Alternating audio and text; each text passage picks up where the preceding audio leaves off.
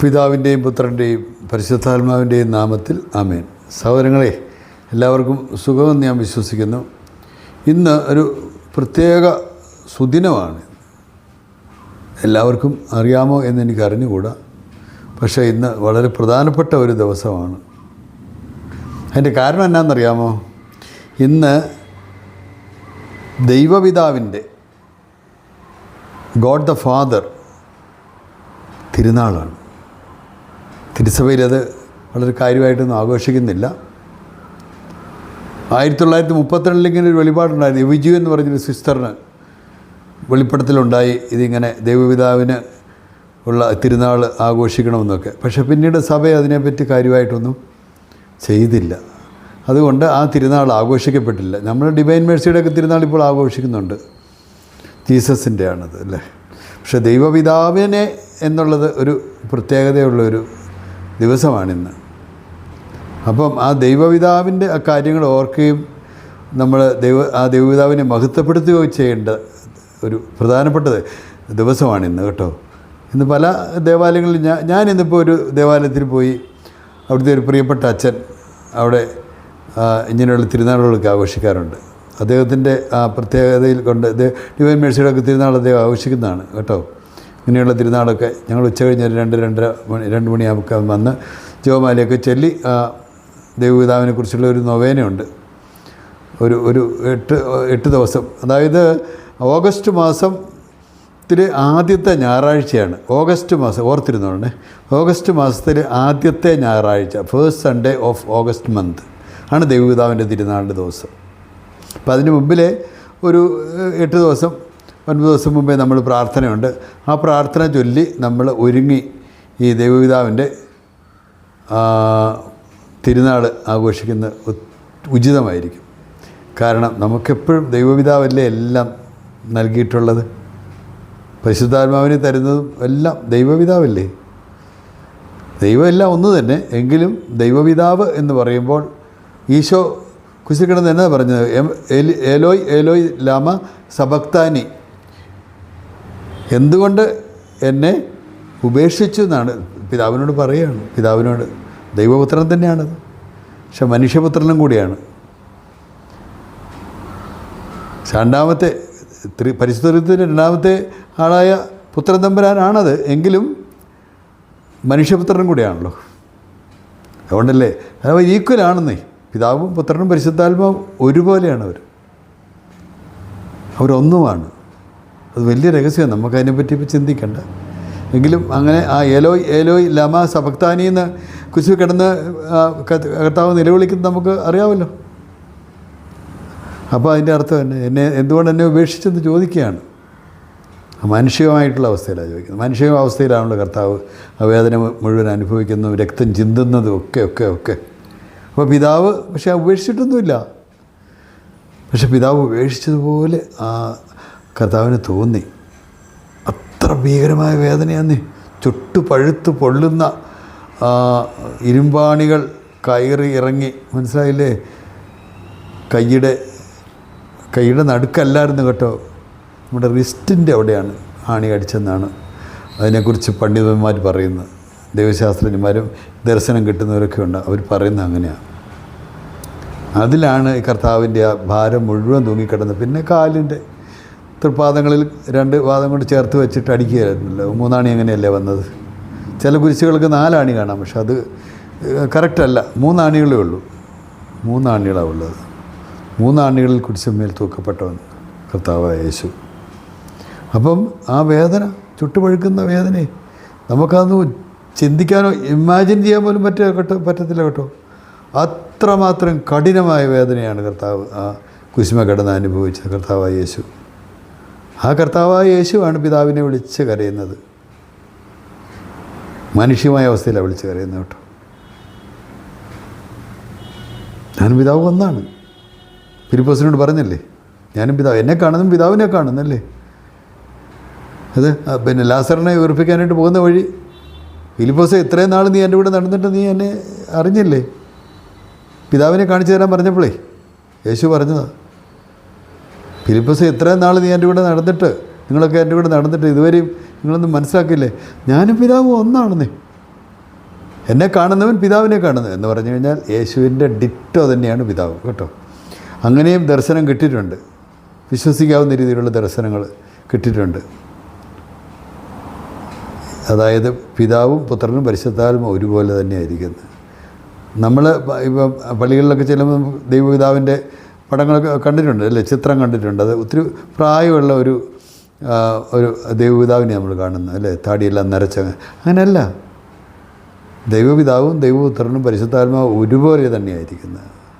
3 ചീട്ടുകൾ ഒരുപോലെ വെച്ചിട്ട് അത് എടുത്തു കഴിഞ്ഞാൽ 3 ചീട്ട് കാണാം. ഒരുമിച്ച് വന്നു കഴിഞ്ഞാൽ ഒരു ചീട്ടല്ലേ കാണത്തുള്ളൂ എന്ന് പറഞ്ഞ പോലെ അങ്ങനെയാണ്. അതാണ് ഈ പറഞ്ഞ ഒരു വലിയൊരു രഹസ്യം അത് കേട്ടോ. ഏതാ ഈ മൂവരും ഒന്ന് തന്നെയാണ്. പക്ഷേ അത് പിതാവായ ദൈവത്തിന് നമ്മൾ എന്നാലും പ്രത്യേകമായിട്ട് ഓർക്കണം. ദൈവത്തിൻ്റെ വചനമാണല്ലോ എന്ന് യേശു. ഉദാഹരണത്തിന് ഇന്നിപ്പം ഞാനിപ്പോൾ ജസ്റ്റ് കേട്ടേ ഉള്ളൂ ഒരു വൈദികൻ്റെ ഒരു പ്രഘോഷണം. അതായത് ഞാനിപ്പോൾ ഈ വചനത്തിൻ്റെ മുന്നിലായിരിക്കുന്നത്, ബൈബിൾ എൻ്റെ മുന്നിൽ തുറന്നു വെച്ചിരിക്കുക. അവിടെ യേശു ഉണ്ട്, പരിശുദ്ധ കുർബാനയിലെ യേശു, ഈ യേശു എല്ലാം ഒന്ന് തന്നെയാണ്. അപ്പോൾ ഈ ദൈവവചനത്തിൻ്റെ മുന്നിലാണ് ഞാൻ നിൽക്കുന്നത്, യേശുവിൻ്റെ അടുത്ത് തന്നെയാണ് ഞാൻ നിൽക്കുന്നത്. അദ്ദേഹം എനിക്ക് വെളിപ്പെടുത്തി തരുന്ന കാര്യങ്ങളാണ് ഞാനിവിടെ പറയുന്നത്. ഞാൻ പറയാനിരുന്ന വേറൊരു കാര്യമായിരുന്നു, പക്ഷേ പറഞ്ഞു തുടങ്ങിയപ്പോൾ ഇതാ വന്നത്. അപ്പം ദൈവപിതാവിൻ്റെ തിരുനാളായതുകൊണ്ടായിരിക്കാം ഇങ്ങനെ ആ ഒരു വെളിപ്പെടുത്തൽ എനിക്ക് വന്നത് കേട്ടോ. അപ്പം ദൈവപിതാവിനെ നമ്മൾ പൂർണ്ണമായിട്ടും മഹത്വപ്പെടുത്തണം. അവിടുത്തെ നമ്മളെ മഹത്വപ്പെടുത്തണം. ഈ ദിവസം ഇനിയിപ്പം നിങ്ങൾ കേൾക്കുമെന്നറിയത്തില്ല, എങ്കിലും അടുത്ത വർഷമെങ്കിലും നിങ്ങളത് ഓർത്ത്, ഓഗസ്റ്റ് മാസത്തിൻ്റെ ആദ്യത്തെ ഞായറാഴ്ച ദൈവപിതാവിൻ്റെ തിരുനാളാണ്. അത് സഭയിൽ ഇന്ന് ആഘോഷമായിട്ട് ആഘോഷിക്കുന്നില്ല. അതൊരു വലിയൊരു സങ്കടമുള്ള ഒരു കാര്യമാണിത് വാസ്തവത്തിൽ. പക്ഷേ എല്ലാവരും അതിനെപ്പറ്റി ചിന്തിച്ച് മാർപ്പാപ്പയൊക്കെ കൂടെ അതിനെക്കുറിച്ച് ചിന്തിക്കുകയാണെങ്കിൽ അത് ഇനിയും അതൊരു ഒരു തിരുനാളായിട്ട് പ്രഖ്യാപിക്കാൻ പറ്റും. ഇപ്പം ഡിവൈൻ മേഴ്സിയുടെ തിരുനാളും ആഘോഷിക്കുന്നില്ല നമ്മൾ. പണ്ടൊരു കാലത്ത് ഡിവൈൻ മേഴ്സിയെ പറ്റി അറിയത്ത് പോലും ഇല്ലായിരുന്നു. ഞാൻ 1990 ഞാൻ തമിഴ്നാട്ടിൽ നിന്ന് ഞാൻ ട്രിവാൻഡ്രത്ത് വന്നപ്പോൾ ഞാൻ അവിടുന്ന് ഒരു ഡിവൈൻ മേഴ്സിയുടെ ഒരു ബുക്ക്, അത് ഇംഗ്ലീഷിലായിരുന്നു കേട്ടോ. അവിടെ ഇംഗ്ലീഷ് ഉള്ള ബുക്കാണ് എനിക്ക് കിട്ടിയത്, അല്ലെ പിന്നെ തമിഴേ ഉള്ളൂ. അതിവിടെ കൊണ്ടുവന്ന് വന്നപ്പം ഇവിടെ കുറച്ച് പേരൊക്കെ ഇങ്ങനെ ഇത് മലയാളത്തിൽ ബുക്ക് അടിച്ച് കൊടുക്കുന്നുണ്ടായിരുന്നു. അപ്പോൾ ഞാനും ഇവിടെയുള്ള ഒരു വൈദികൻ, ഒരു നല്ല വൈദികനാണ്, ഒരു വയസ്സായൊരു അച്ഛനായിരുന്നു, മലങ്കര സഭയിലൊരു അച്ഛനാണ്. അച്ഛൻ ബുക്കടിച്ച് കൊടുക്കുന്നുണ്ടായിരുന്നു. അപ്പോൾ അച്ഛനോട് ഞാൻ ചോദിച്ചു, ഞാനും ബുക്കടിച്ച് കൊടുക്കാൻ തുടങ്ങി, പടമൊക്കെ അടിച്ചു കൊടുത്ത്. അങ്ങനെ അന്ന് ഡിവൈൻ മേഴ്സിയുടെ ഒക്കെ തിരുനാൾ അന്ന് ജസ്റ്റ് ഒന്നുമില്ല, തുടങ്ങുന്നേ ഉള്ള ഭക്തി. 1990 കാര്യം ഞാൻ പറയുന്നത്, 1990. പിന്നീട് ഇപ്പോൾ ആർക്കെങ്കിലും അതിനെക്കുറിച്ച് അറിയത്തില്ലാത്ത വല്ലവരുണ്ടോ? അപ്പോൾ ഡിവൈൻ മേഴ്സിയുടെ ആ തിരുനാൾ അങ്ങനെ ഇപ്പോൾ എല്ലാ പള്ളികളിലൊക്കെ ആഘോഷിക്കുന്നുണ്ട്. തൊടുപുഴയിലൊരു വലിയ സെൻ്ററുണ്ട്. തൊടുപുഴ ടൗണിലോട്ട് എത്തുന്നതിൻ്റെ തൊട്ട് മുമ്പിൽ ഡിവൈൻ മേഴ്സിയുടെ ഒരു പള്ളിയൊക്കെ കണ്ടിട്ടുണ്ടായിരിക്കും അല്ലേ? എന്ന് പറഞ്ഞാൽ ഇന്ന് പല സ്ഥലങ്ങളിലും ഡിവൈൻ മേഴ്സിയുടെ തിരുനാൾ ആഘോഷിക്കും. പക്ഷേ ഇന്നത്തേത് ദൈവപിതാവിൻ്റെ തിരുനാളാണ്. അപ്പം നമ്മൾ ദൈവപിതാവ് ആരാ വാസ്തവത്തിൽ? എല്ലാത്തിൻ്റെയും ഉടയവനായ ദൈവം, നമ്മളെ സൃഷ്ടിച്ച ദൈവം, ഈ ലോകം മുഴുവൻ തിരുവചനം ആരാ? യേശു. ഈ ലോകം മുഴുവൻ സൃഷ്ടിച്ചവൻ ആണ് ദൈവപിതാവ്. ആ ദൈവപിതാവിനെയാണ് നമ്മളിന്ന് മഹത്വപ്പെടുന്നത്, കൂടുതലായിട്ട് മഹത്വപ്പെടുന്നത്. എല്ലാ ദിവസവും നമ്മൾ മഹത്വപ്പെടുത്തണം, എങ്കിലും നമുക്ക് കിട്ടുന്ന അനുഗ്രഹങ്ങൾക്ക് എത്ര വലുതാണ്.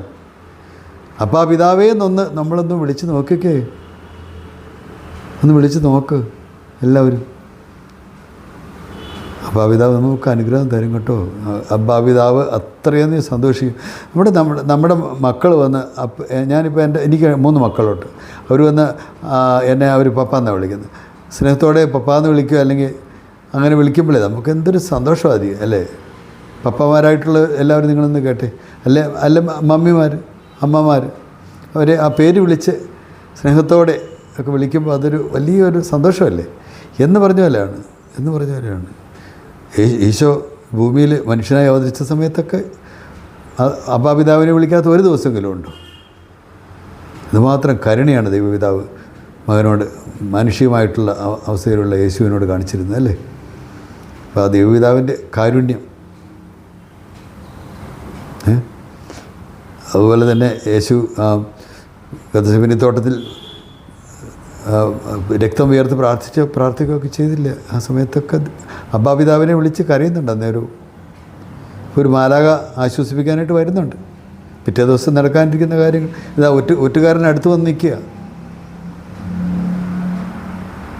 യേശുവിനെ പക്ഷേ യേശു പിന്നെ ജീവിച്ചിരിക്കുന്ന സമയത്ത് തന്നെ 33 വർഷത്തിനുള്ളിൽ യേശുവിൻ്റെ രൂപാന്തരീകരണം നമ്മൾക്കറിയത്തില്ലേ? മത്തായിയുടെ സുവിശേഷം 16-ാം അധ്യായം 17-ാം അധ്യായം വായിച്ച് നോക്കുകയും കാണാം.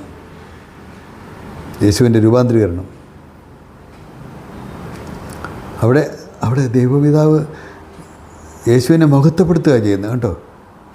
ശരിയായിട്ടുള്ള ഏറ്റവും വലിയ മഹത്വത്തോടെയാണ് യേശു അവിടെ നിൽക്കുന്നത് അല്ലേ? കൂടെ ആരെയൊക്കെ കാണാം? മോശയെ കാണാം, ഏലിയായെ കാണാം, ഏലിയ പ്രവാചകനെ. ഏലിയ പ്രവാചകൻ മരിച്ചില്ലല്ലോ.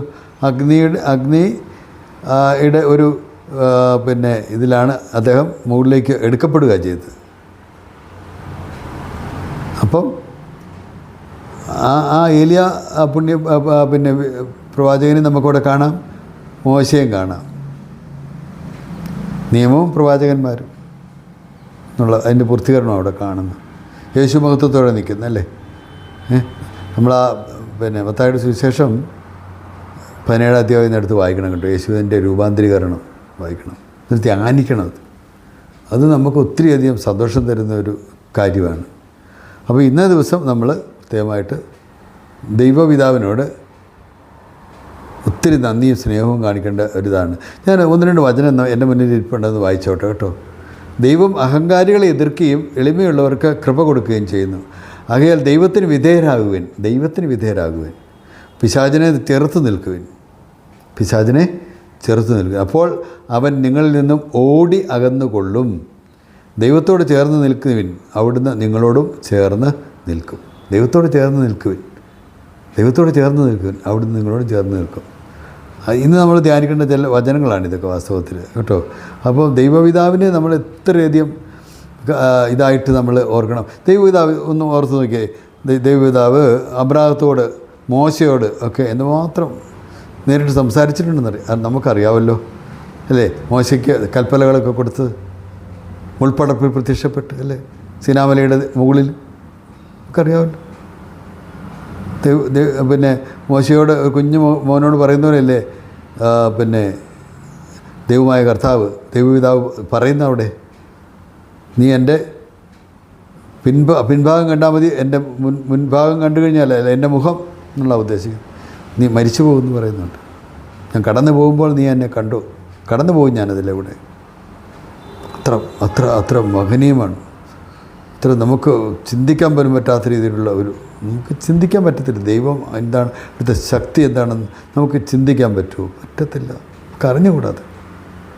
അത്രയും വലിയൊരു ശക്തിയുടെ അടുത്താണ് നമ്മൾ അപ്പച്ച എന്ന് പറഞ്ഞ് നമ്മൾ വിളിക്കാറില്ലേ ദൈവപിതാവിനെ? ഡാഡി എന്നൊക്കെ നമ്മൾ വിളിക്കുന്നവരുണ്ട്. വിളിച്ച് പ്രാർത്ഥിക്കും, അനുഗ്രഹവും കിട്ടും. അപ്പോൾ നമ്മൾ തീർച്ചയായിട്ടും ഈ ഒരു കാര്യം വളരെ ശ്രദ്ധിക്കണം. ദൈവപിതാവിനോട് പ്രത്യേകമായിട്ടുള്ള ഒരു സ്നേഹം നമ്മുടെ ഉള്ളിൽ നിൽക്കണം. കാരണം അവിടുന്ന് നമ്മുടെ പിതാവാണ്, മനുഷ്യനായ ഈശോയുടെയും പിതാവാണ്. കാരണം അവിടുത്തെ ദൈവത്തിൻ്റെ മകനല്ലേ അത്? മാതാവിൻ്റെ ഉദരത്തിൽ ഉത്ഭവിച്ചവൻ, വചനം മാംസമായവൻ. ഇല്ലെങ്കിൽ ഒരു ഈക്വൽ സ്റ്റാറ്റസാണ്. പക്ഷേ മനുഷ്യാവതാരത്തോടു കൂടി അത് വ്യത്യാസം വന്നങ്ങനെ. പക്ഷേ അത് നിലനിൽക്കുന്നുണ്ട് കേട്ടോ. ദൈവം എങ്ങനെയൊക്കെ വന്നു കഴിഞ്ഞാലും ഈക്വലായിട്ടുള്ള അത് എപ്പോഴും ഒരുപോലെ തന്നെയാണ് കേട്ടോ. പിതാവും പുത്രനും പരിശുദ്ധാത്മാവും ആയ സർവേശ്വരൻ, അത് വേറൊരു കാര്യം. പക്ഷേ ഇതെല്ലാം നമ്മൾ ചിന്തിച്ചാൽ നമുക്കിതിൻ്റെ ഒന്നും ഒരു എത്തുപിടിയും കിട്ടത്തില്ല. ദൈവത്തിൻ്റെ വചനം, ദൈവത്തിൻ്റെ തിരുവായിൽ നിന്ന് വരുന്ന വചനമാണ് യേശു. അത് മാംസം ധരിച്ചു, യേശു ക്രിസ്തുവായി.